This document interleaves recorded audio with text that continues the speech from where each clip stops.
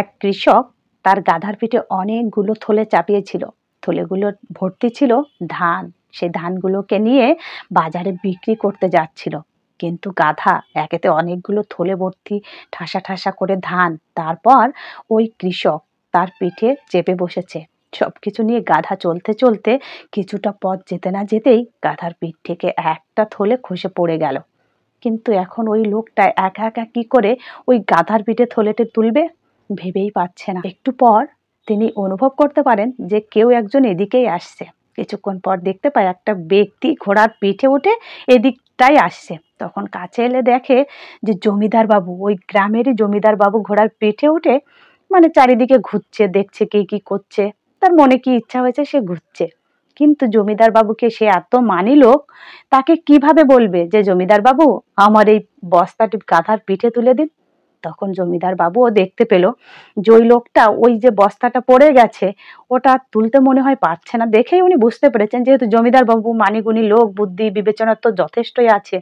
তখন কাছে এসে বলল, এসো আমিও তোমার সাহায্যে হাত লাগাই, দুজন মিলে গাধার পিঠে ওটাও তুলে দেই। তখনও বলল, দেখুন আপনি গ্রামের জমিদার, না না এটা করতে হবে না, আমি চেষ্টা করব।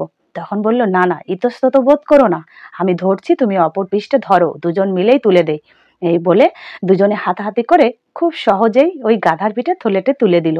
সুন্দরভাবে তুলে দেওয়ার পর লোকটি তখন সামনে গিয়ে জমিদার বাবুর দাঁড়িয়ে বলছে, জমিদার বাবু আপনি যে আমার এই সহযোগিতার হাতটা বাড়িয়ে দিয়ে আমার যে কি উপকার করেছেন, এর জন্য আমি আপনার কাছে চিরকৃতজ্ঞ, আমি চিরঋণী।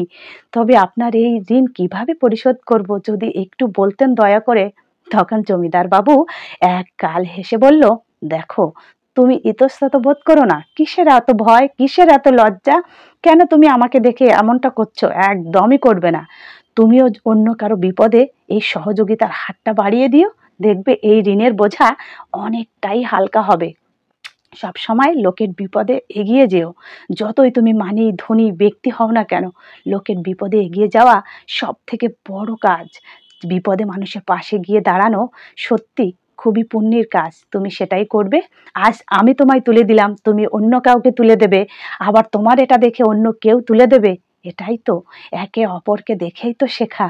এই দেখো আমরা সবকিছু থেকেই শিক্ষা নিতে পারি, একটা বাচ্চার থেকেও আমরা যথেষ্ট শিক্ষা নিতে পারি।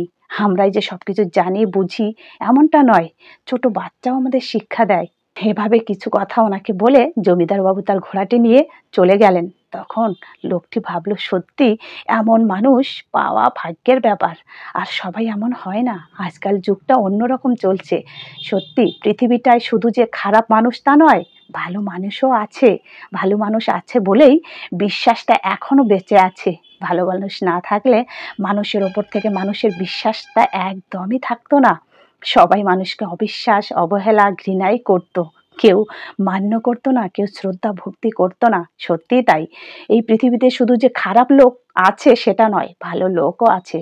যার জন্য আমরা এখনো ভালো মন্দ, খারাপ ভালো এগুলো বুঝতে শিখেছি। হ্যালো বন্ধুরা, তোমরা সবাই কেমন আছো? আমার এই গল্পটা তোমাদের কাছে কেমন লাগলো অবশ্যই কিন্তু কমেন্টে অবশ্যই জানাবে। একটা কমেন্ট তোমাদের কাছ থেকে অবশ্যই চাই, লাইকটা অবশ্যই করে দেবে কিন্তু। আর হ্যাঁ, তুমি আমার এই ভিডিওটা কি ইউটিউব থেকে দেখছো? তাহলে কিন্তু অবশ্যই সাবস্ক্রাইব করে দেবে আর বেল নোটিফিকেশনটা ক্লিক করে রাখবে, কেমন? আর তুমি যদি ফেসবুক থেকে দেখে থাকো তাহলে অবশ্যই ফলোটা করে দেবে কিন্তু, কেমন? আর আজকে আমি তোমাদের কাছ থেকে বিদায় নিচ্ছি। আমি মালা 92।